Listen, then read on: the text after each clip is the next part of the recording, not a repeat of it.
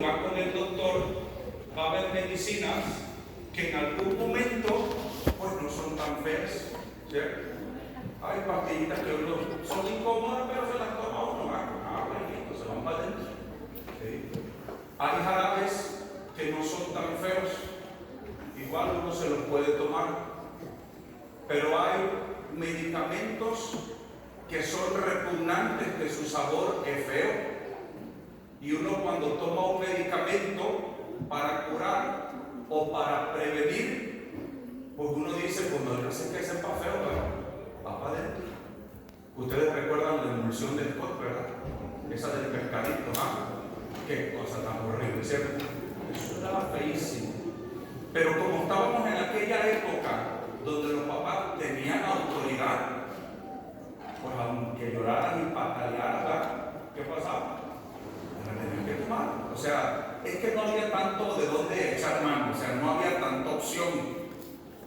Eran las 9 de la mañana y yo me acuerdo, fíjense, a las 9 de la mañana se llama toca la emulsión y uno solito llevaba, ¿verdad? El arma con la que se lo iban a utilizar, uno llevaba uno la botellota esa de vidrio, y la cuchara, ¿no? Y si la emulsión de Scott a ustedes se les hace que era algo repugnante, ustedes nunca tomaron manteca de lagarto, algún que otro jarocho, lo mejor sí. Esas cosas raras solamente allá en la selva de donde uno es, nos daban esas atrocidades. ¿Sí? Y luego las mamás, que se enfermaba uno, yo era asmático, yo me la pasé más en el hospital que en la casa, en la infancia. Me hizo un padre de para que te desalzontaban del hospital, me han dejado ya para la siguiente. Y cada vez que a mí me daba una crisis de asma, yo no sabía si era más doloroso que me diera la crisis de asma o saber que mi mamá iba a llegar con otro remedio que me iba a zampar. La jícara enterrada, lo que son de ellas, no voy a explicar. Que entierran la jícara, que le echan vino jerez, le entierran, no se parece que está uno haciendo una brujería, montando un trabajo ahí. Y después el juguito se lo da. No que agarra el zorritón o allá hay una planta que le dice el zorrillo porque huele como a zorrillo. Esa cosa, otra cosa horrible. Y remedio, y un día le dicen a mi mamá, pero eso es típico de México, ¿no? Que nosotros decimos que el remedio que vamos a dar, mira mamita, santo remedio, vas a ver un día una señora le voy a llamar, dale eso, y si no se compone me escupe en la cara. Digo, escupida segura porque a mí nada me servía. Y un día una señora le dice a mamá, dale manteca de lagarto. Y yo te aseguro, mira, adiós crisis asmática. Y yo me acuerdo de que aquellos tiempos, en los 80, ¿verdad? 200 pesos, ya cuando había sido el cambio, ¿verdad? Que ya nos devaluaron y que nos metieron en la ruina. ¿Sí? Eran los 200 pesos, ya había sido la devaluación. Y 200 pesos eran 200 pesos. Y compraba a mi mamá 200 pesos de manteca, un botecito así, un frasco, un poco de café que algunos reciclan todo allá. Pero era así el poquito de manteca, 200 pesos. Yo me acuerdo que en aquel tiempo eso era un dineral. Y me decía, vente que te voy a dar la manteca de lagarto. Manteca de lagarto, imagínense. La cuchara la tenían que poner a calentar en el fogón, en la lumbre, lo que fuera. Porque la cuchara tenía que, porque si era el remedio, la cuchara tenía que estar calientita para meter ahí ese sebo nefasto, se disolviera un poquito y ahora le va para adentro. Madre Santísima. No. Que si el nombre de la expulsión de poder, vaya, una maravilla a comparación de lo que es la manteca de lagarto. Pero eso no es todo. Lo que seguía después, ¿qué sigue después? El octavo. Y es donde salía el nombre, Dios mío querido. No. Pero no lo hacían porque lo querían ver uno sufrir, ¿o ustedes creen que sí? No. Querían curar al chamaco. ¿Sí? Lo querían curar. Y el remedio que le daban a los papás, el remedio que le zampaban al chamaco, eso trae cuánta porquería. Porque eso era, a mí me colgaron huesos de no sé qué, olor de limones cocidos, bueno, parecía olor de Navidad. ¿Sí? La hierba santa o el acuyo, la huipa, no sé cómo dicen en Puebla,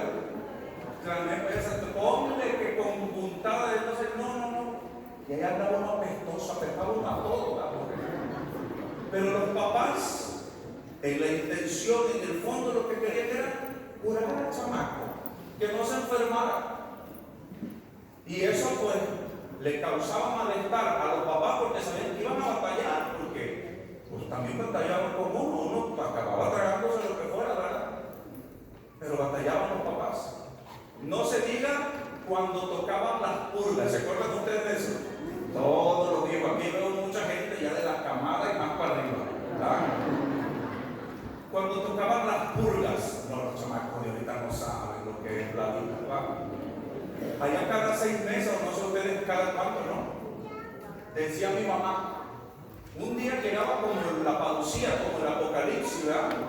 Nada más un día en la tarde nos decía, toca purga mañana. Y el sábado, ¿no? No, por favor, no, mamá. Mañana toca purga, así que se me vayan bien bañaditos hoy en la noche, que los voy a llevar con su tía Pancha para que les haga la purga. La tía Pancha ya salía de toda la partera y bueno, de esas viejas de ellas de los ranchos. Y ya nos llevaban tempranito a las 6 de la mañana, ahí va uno ya todo chileado, ¿verdad? Porque ya sabía lo que era tragar de esa otra nefasticidad, ¿verdad?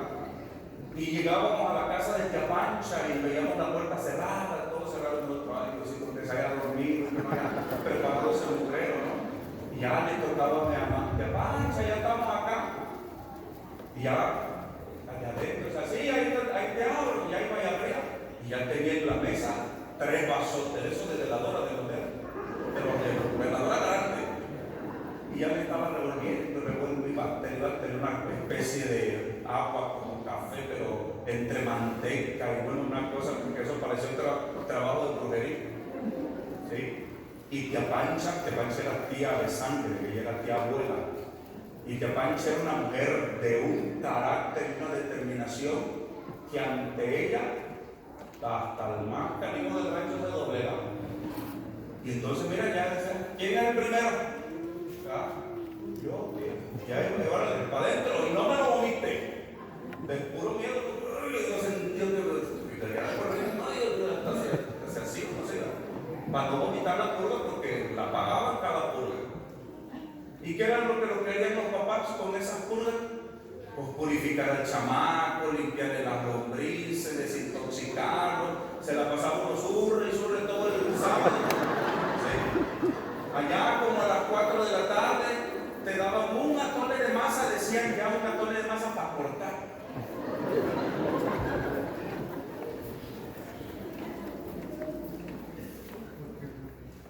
Disculpe la interrupción. Les dejo con la imagen que mi padre les dejó. Tenemos un Toyota Avalon gris oscuro que está bloqueando pasajes y por favor, disculpen la molestia, nos ayudan a ir a moverlo. Muchas gracias. ¿Es un Toyota qué? Avalon, Toyota Avalon, ¿de qué color no sabe? Gris oscuro, ¿verdad? Yo te callé en la ropa, porque aquí no la perdonamos, no se cree. Entonces, la intención de todo eso era igual ayudar al chamaco, ¿sí? Desparasitarlo, purificarlo, para que decían los papás, para que creciera sano, porque en aquellos tiempos, si te veían flaco, era una mala señal. Uno tenía que estar gordo, ¿verdad? Mira qué chulo viejo, está lleno de vida, te decían. Sí, los papás creían que si estaba uno gordo, estaba uno saludable. Era la mentalidad de él. Y si el chamaco estaba todo en pecado, tiene mal de espanto, decían. Hay que llevarlo con doña Chencha para que lo talle, le cure el espanto, pues decían las viejas, porque si no, si el espanto se le va a los huesos, cállate, se muere. ¿Sí? Yo aquí no he visto a ningún griego que lleve a curar niños de espanto y no se mueren, ni tampoco de mal de ojo. ¿Ustedes creen que sí? No, está bonito un chamaquito, ¿verdad? Y no lo andan llevando a curar, ¿verdad? Nosotros, imagínate. Ay, el ojo, el mal de espanto y todo eso. Pero como intención, nuestros papás querían nuestro bien. Nuestros papás querían ayudarnos. ¿Ok? En este sentido, lo que la iglesia quiere en nuestro proceso de sanación es ayudarnos también a nosotros a que tengamos todos los medios correctos para nuestra sanación.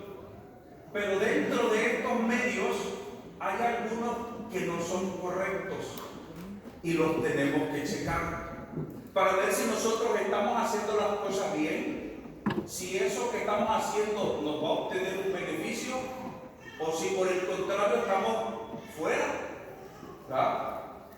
Entonces tenemos que tener mucho cuidado en eso.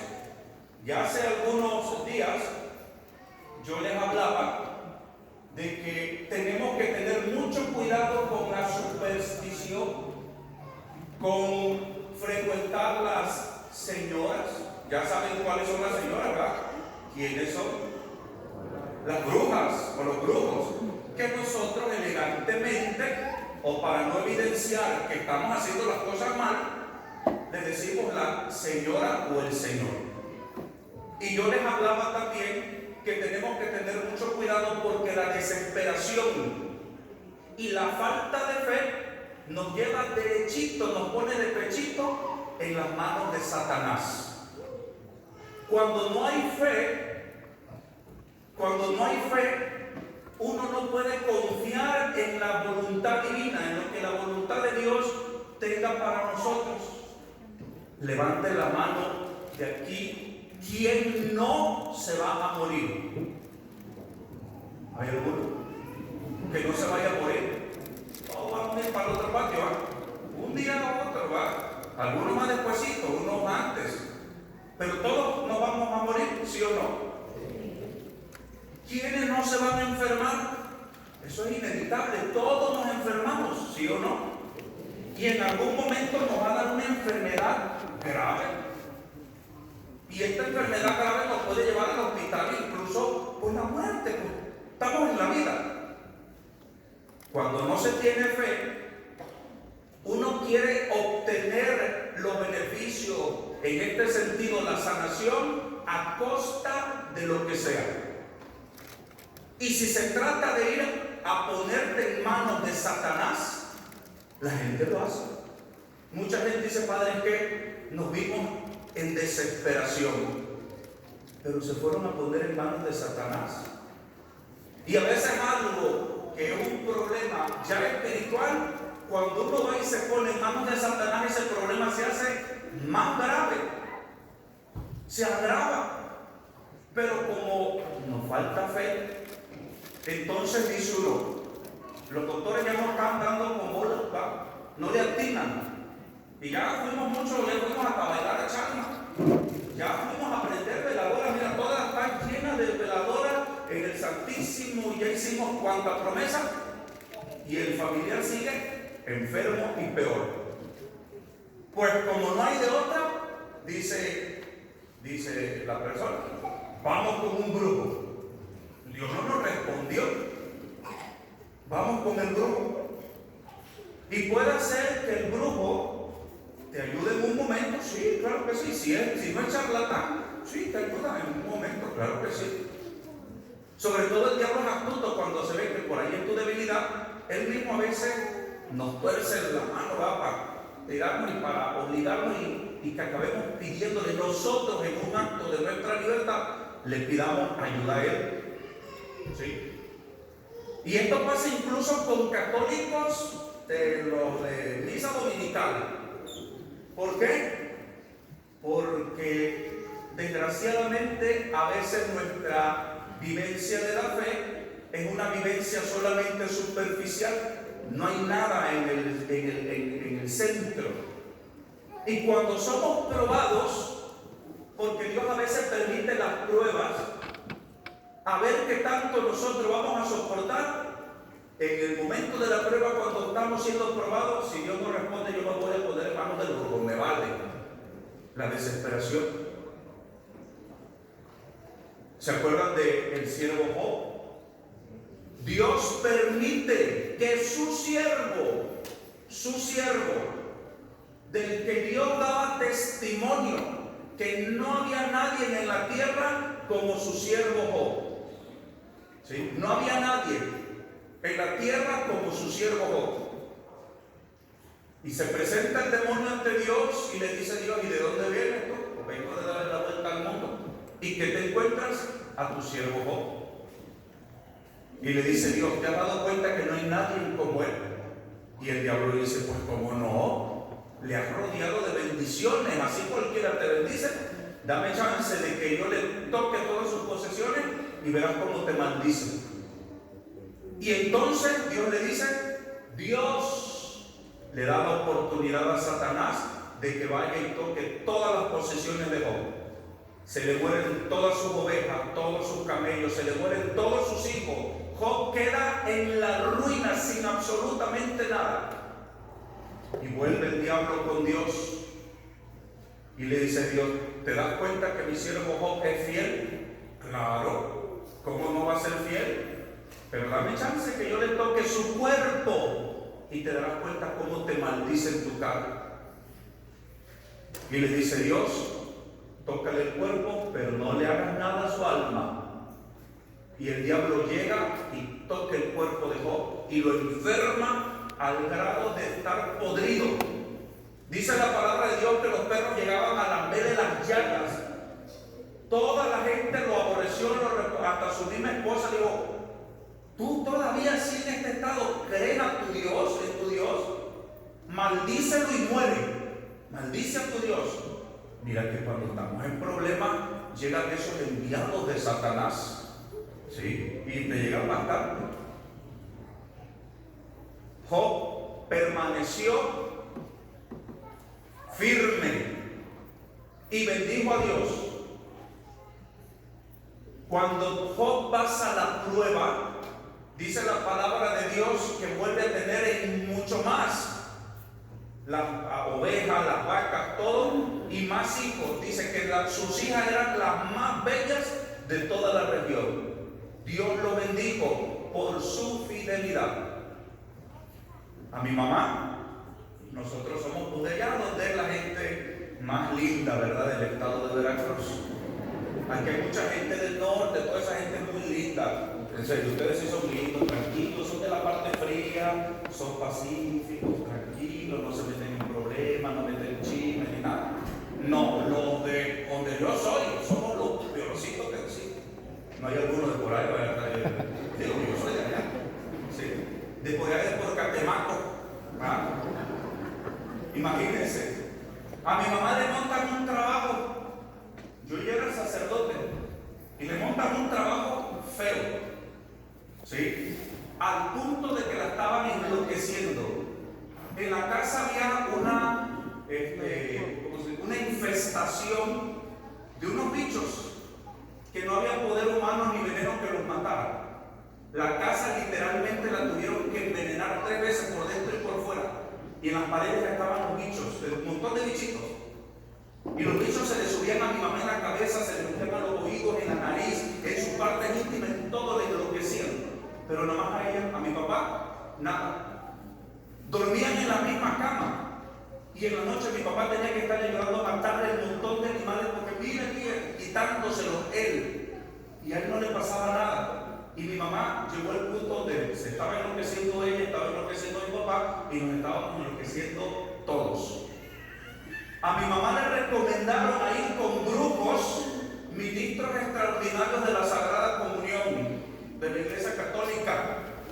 Le recomendaron ir con grupos, gente de la misma iglesia, de los católicos practicantes.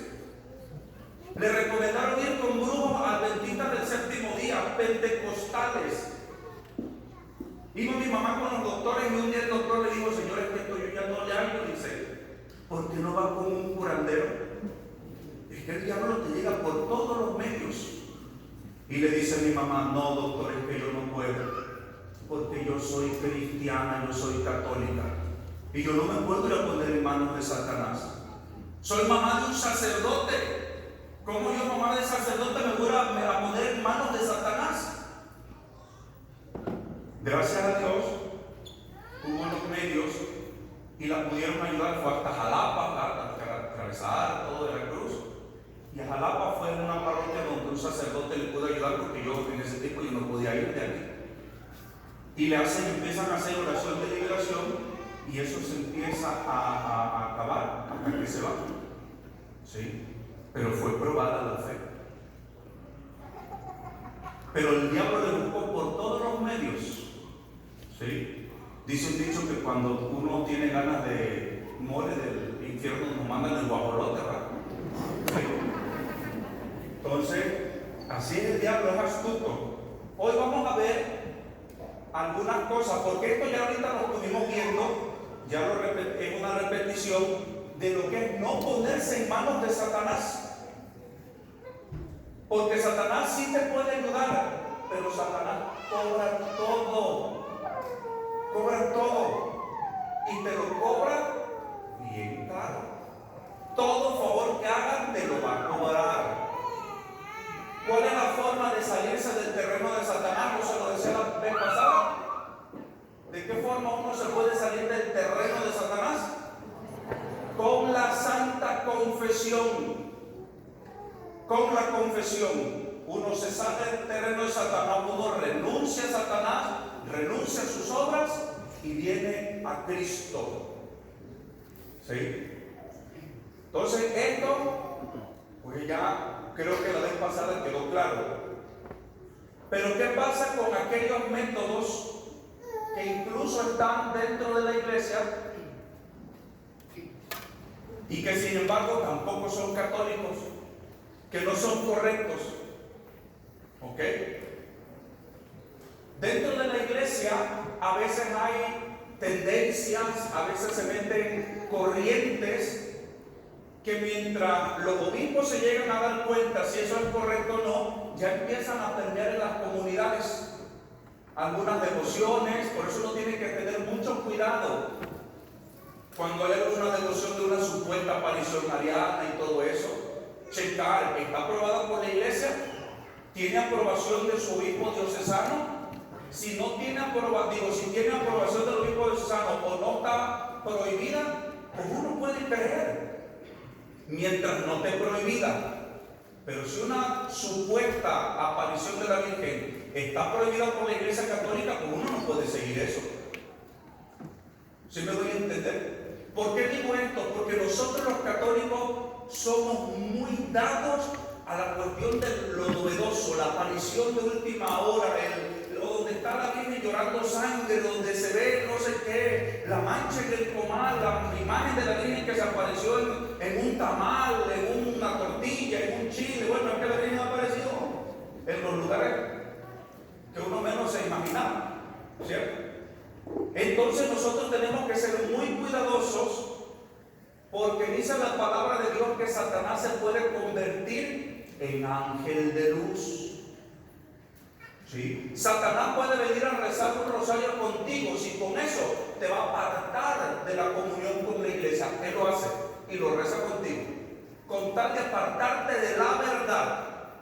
¿Sí? Aunque por dentro se esté retorciendo, pero reza el rosario contigo. En una ocasión a San Felipe Neri se le aparece la Santísima Virgen María.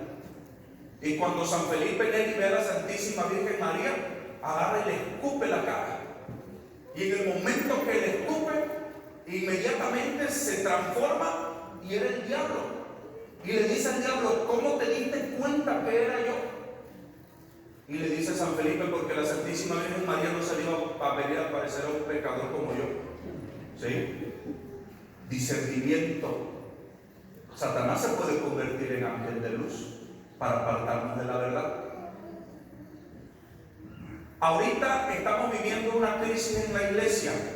Yo se lo decía en la homilía. Estamos en una crisis. Ahorita en Alemania se han aprobado ya públicamente cosas que están totalmente en contra de la doctrina católica. Los obispos han aprobado cosas que están en contra de la iglesia católica. Ahorita estamos esperando a ver qué dice el Papa, ¿no? A ver si ya lo ven comulgado, a ver qué les va a hacer. Pero los obispos alemanes están proponiendo doctrinas contrarias a la santa doctrina católica, contrarias a la palabra de Dios. Entonces, si hay obispos que están errados, no quiere decir que todos anden errados, pero Alemania es un ejemplo.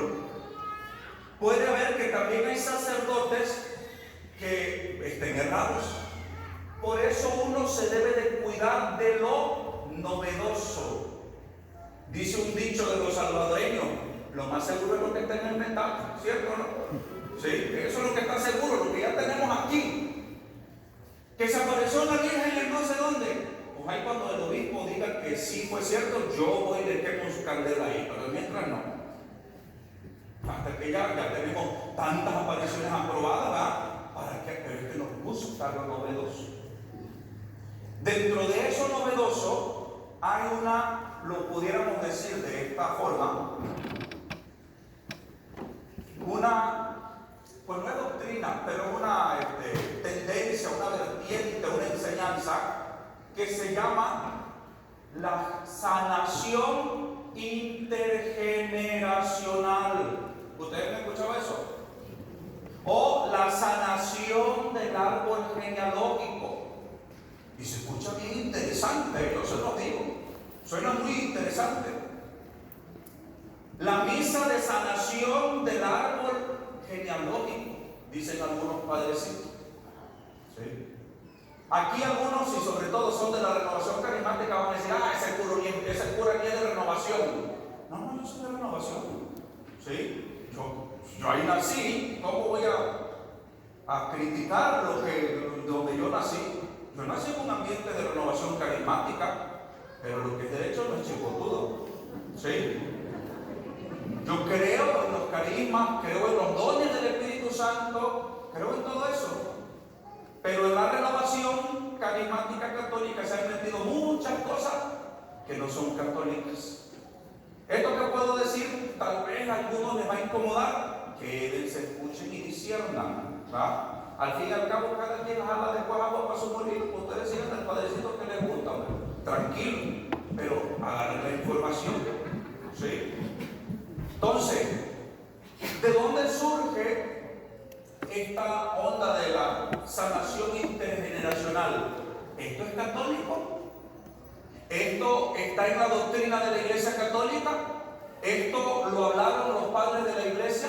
¿Esto lo habló algún concilio de la Iglesia? ¿Esto lo ha enseñado algún obispo? ¿Ustedes qué creen? No. ¿Sí? Entonces, esto surge, esta vertiente, esta corriente más bien surge en el siglo XX. De un hombre que nace en la China, ¿sí? Y que se hace después anglicano, se va al anglicanismo, ¿verdad? Es un laico y doctor. Yo no sé si lo pronunció bien, el doctor McCall, algo así. Si no, pues ya ustedes buscan ahí, a ver, después me corrigen.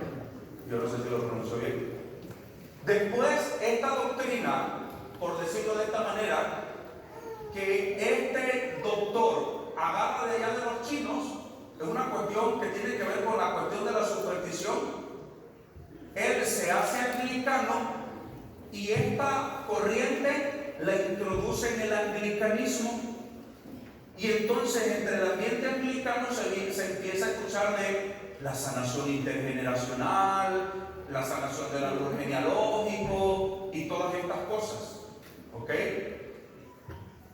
Después de que se va al anglicanismo, del anglicanismo esta corriente se viene y se infiltra en el pentecostalismo, con los pentecostales, los evangélicos. Y ellos van a hablar también de la sanación del árbol genealógico, los pentecostales. ¿Y quiénes somos los que estamos más pegaditos con los pentecostales? Los carismáticos. Les copiamos todo. ¿Sí? Todos se lo copiamos a los pentecostales. Y es un problema muy grave que estamos viviendo ahorita en la renovación carismática, porque por andar de copiones, copiando lo que no es de nosotros, la renovación carismática está perdiendo su identidad católica. Y ahora vemos en grupos de oración, a mí me ha tocado escuchar las cosas que hay, santo Dios, predicando ya también la doctrina de la prosperidad que predican los evangélicos, el lenguaje, ¿verdad? Es que hay que declarar. Y ya tenemos católicos declarando. Tú decreta en el nombre de Jesús y eso se va a cumplir. Y yo digo, caray, porque eso es doctrina de la Iglesia Católica. No, hermano, eso no es doctrina católica. El Señor no nos enseñó a decretar. Padre, que se haga tu voluntad. Padre, en tu mano encomiendo mi espíritu. Jesucristo no decretó, ni los apóstoles nunca decretaron. Pero todo eso se metió y está en los grupos de oración que se han contaminado del pentecostalismo. Y luego hay grupos pentecostales que están recontaminados ahora de cuestiones judaizantes y se ponen el talí y suenan el chofar y todo esto también se está viniendo a la iglesia y estamos como la que se siente fea y que porque se siente fea se cuelga hasta la piedra del molcajete. No, chica, está hermosa, acéptate como eres. De por sí en Estados Unidos tenemos un complejo de iglesia fea. La iglesia católica en Estados Unidos se siente fea. Y como está fea, se tiene que entonces poner cuanta cosa, colgar de todas las religiones para sentirse bonita porque es que estoy fea. ¿Sí? Entonces nosotros en la renovación carismática coqueteamos tanto, no, ellos son protestantes, ¿verdad? Pero después empezamos a decir, nuestros hermanos separados, nuestros hermanos esperados, y al último ya no se distingue, a ver, ¿eres católico o qué eres? ¿El católico o pentecostal? Sí, ya decreta, ya creen en la prosperidad y toda esa vaina. Entonces, ¿ahora qué eres tú? ¿Si eres católico o no? ¿Ah? Entonces, después del pentecostalismo, esa corriente se mete a la renovación carismática. ¿Sí? ¿Y quiénes la empiezan a promover dentro de la renovación carismática? ¿Quién cree? ¿Quiénes la empezaron a promover? No se quieren echar la soga al cuello, pero sí saben quién. Los padrecitos, los padres, empezaron a meter, infiltrar eso en la renovación carismática. No con mala intención, claro que no. Muchos dijeron, ay, pues esto está bien interesante, ¿verdad? Y cuando no profundizamos las cosas, acabamos tragándonos ruedas de molino sin darnos cuenta que son contrarias contra la fe, contrarias contra la doctrina, que no son parte de la iglesia católica, y nosotros muy contentos haciendo algo que no es católico. ¿Sí me explico? Entonces, en resumen, esta corriente o doctrina, o como se le quieran ustedes llamar, no es católica. ¿Ok? ¿Ustedes conocen al hermano Salvador Gómez? El hermano Salvador Gómez fue mi maestro. Sí, yo estuve en clase con el hermano Salvador Gómez. Excelente hombre de Dios, de sanísima doctrina. Sanísima doctrina. Ese hombre, Biblia y catecismo de la iglesia católica siempre. Ese hombre no anda, ya voy a decir un dicho, pero no anda fuera de él. Ustedes saben, él derecho. ¿Sí? Dice el hermano Salvador, yo me acuerdo de eso cuando yo tenía como 20 años, cuando él nos decía, en la iglesia católica tenemos